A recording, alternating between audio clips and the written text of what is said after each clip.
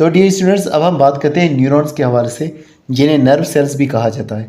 अगर हम इसके फंक्शन के बारे में बात करेंगे तो एनवायरनमेंट से जो भी इंफॉर्मेशन हासिल होती है उसे रेस्पॉन्स करना ये न्यूरॉन का काम होता है। इंफॉर्मेशन को दिमाग तक लेकर आना भी न्यूरॉन्स का ही काम होता है। तो ये बॉडी के एक्टिविटीज़ को कोऑर्डिनेट करते हैं, उन्हें जोड़े रखते हैं। तो ये खास तरह के सेल्स हैं न्यूरॉन्स, नर्व सेल्स भी हम इनको कह रहे हैं।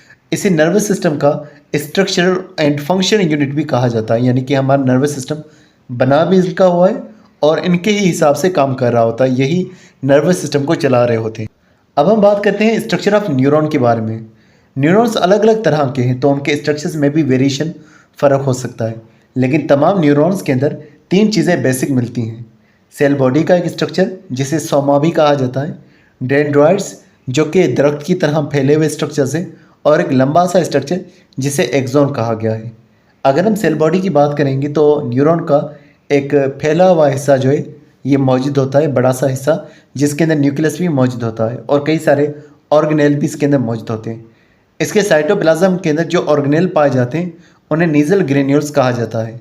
तो नीजल ग्रेन्यूल्स के अंदर रफ एंडोप्लाज्मिक रेटिकुलम और राइबोसोम जो है, इनका ग्रुप जो है, इसको ही हम नीजल ग्रेन्यूल्स कह रहे हैं। डेंड्राइट्स की बात करेंगे तो सेल बॉडी की ये एक्सटेंशंस होती हैं। सेल बॉडी के बाहर निकले हुए हिस्से होते हैं, मेम्ब्रेन से ढके हुए बाहर निकले हुए हिस्से। डेंड्राइट का मतलब होता है दरख्त।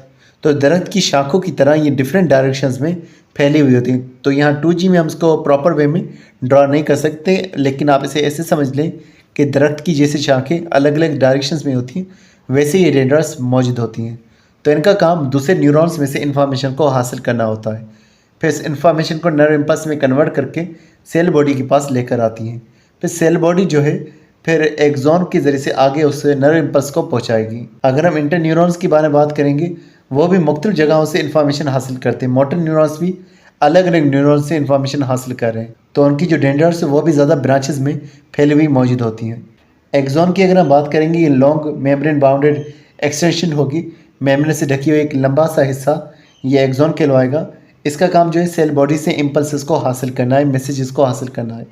अब एक न्यूरॉन के अंदर सिंगल एक्सॉन भी हो सकता है या ब्रांचिंग एक्सॉन भी हो सकते हैं। एक्सॉन का जो आखिरी हिस्सा होगा उसे एक्सॉन टर्मिनल कहा जाता है। अभी जो एक्सॉन टर्मिनल है ये मसल सेल के साथ में जुड़ा हुआ हो सकता है।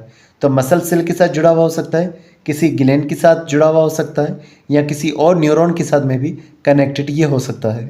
न्यूरॉन्स के बारे में लिखा हुआ है कि उनका जो एक्सॉन वाला पार्ट होता है वो काफ़ी बड़ा हो सकता है। वो न्यूरॉन्स जो हमारे मसल्स में मौजूद हैं उनका एक्सॉन जो है वो तकरीबन 1 मीटर तक का लंबा हो सकता है। एक एनिमल का जिक्र किया जा रहा है जिसका नाम है जिराफ। जिराफ जिसकी गर्दन काफ़ी ज़्यादा लंबी होती है, तो उसका जो एक्सॉन है वो उसके सर से शुरू हो सकता है और नीचे पेल्विस रीजन तक जा सकता है, टांगों तक जा सकता है, और तकरीबन ये फासला 3 मीटर तक का फासला होता है। अब यहाँ न्यूरॉन के ऊपर मौजूद कुछ सेल्स का जिक्र किया जा रहा है जिन्हें न्यूरोगीलिया या सपोर्टिंग सेल्स कहा जाता है। तो कुछ स्पेशल सेल्स होते हैं जो न्यूरॉन्स को सपोर्ट कर रहे होते हैं, न्यूरोगीलिया या उन्हें गीलियल सेल्स भी कहा जाता है। इनका काम न्यूरॉन्स को न्यूट्रिएंट्स पहुंचाना होता है, उनमें से वेस्ट को रिमूव करना होता है और इम्यूनिटी प्रोवाइड करना होता है। 2 तरह के गीलियल सेल्स होते हैं, एक को शेवान सेल्स कहा जाता है और दूसरे को ओलिगोडेंड्रोसाइट्स कहा जाता है। तो ये न्यूरॉन्स के एक्सॉन वाले हिस्से के ऊपर जो है मौजूद होते हैं। इनका काम एक और शीट को भी प्रोड्यूस करना होता है जिसे माइलिन शीट कहा जाता है। ये काफ़ी लेयर्स की बनी हुई शीट होती है। तो जो शेवान सेल्स होते हैं उन एक्सॉन्स के ऊपर माइलिन शीट को प्रोड्यूस करते हैं जो पेरिफेरल नर्वस सिस्टम में मौजूद होते हैं, यानी कि हमारे नर्व्स हो गए।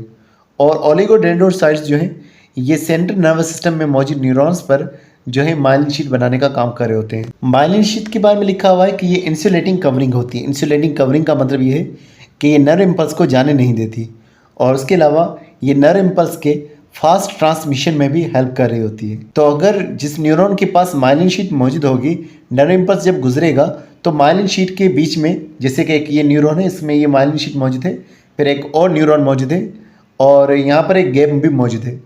2 माइलिन शीट के दरमियान में जो गैप मौजूद होता है उसे नोड ऑफ रेनवियर जो है कहा जाता है। अब जब नर्व इम्पल्स गुजरेगा तो वो जंप लगा कर गुजरेगा माइलिन शीट को क्रॉस करते हुआ। इस तरह से यहाँ पर भी जंप लगा कर गुजरेगा। इस तरह से फास्ट ट्रांसमिशन हमें देखने को मिलेगा। तो जिन न्यूरॉन्स के पास माइलिन शीट होगी उन्हें माइलिनेटेड न्यूरॉन्स कहा जाएगा, और जिनमें नहीं मौजूद होगी उन्हें नॉन माइलिनेटेड या अनमाइलिनेटेड न्यूरॉन्स कहा जाता है। अब सीएनएस के अंदर जो न्यूरॉन वाला हिस्सा होता है उसके अंदर जो एक्सॉन वाला पार्ट होता है, माइलिनेटेड एक्सॉन वाला पार्ट, वो वाइट मैटर बना रहा होता है। और जो डेंड्राइट्स और सेल बॉडी वाला पार्ट होता है जिसमें माइलिन शीट नहीं होती, तो फिर वो जो है ग्रे मैटर बना रहा होता है। पेरिफेरल नर्वस सिस्टम इस तरह से होता है कि माइलिनेटेड न्यूरॉन्स और नॉन माइलिनेटेड न्यूरॉन्स, इनके जो एक्सॉन्स होते हैं वो आपस में जुड़ जाते हैं और इस तरह से नर्व्स बनते हैं। माइलिनेटेड न्यूरॉन्स के अंदर जो माइलिन शीट होती है, इसके अंदर कुछ गैप्स मौजूद होते हैं, नॉन माइलिनेटेड पार्ट्स मौजूद होते हैं, और इन्हीं को नोड ऑफ रेनवियर जो है कहा जाता है। तो डियर स्टूडेंट्स, आज के लिए बस इतना ही था। उम्मीद करता हूँ ये वीडियो आपको पसंद आई होगी। इंशाल्लाह मिलते हैं नेक्स्ट वीडियो में नए टॉपिक के साथ। तब तक अपना बहुत सारा ख्याल रखिएगा। अस्सलाम वालेकुम।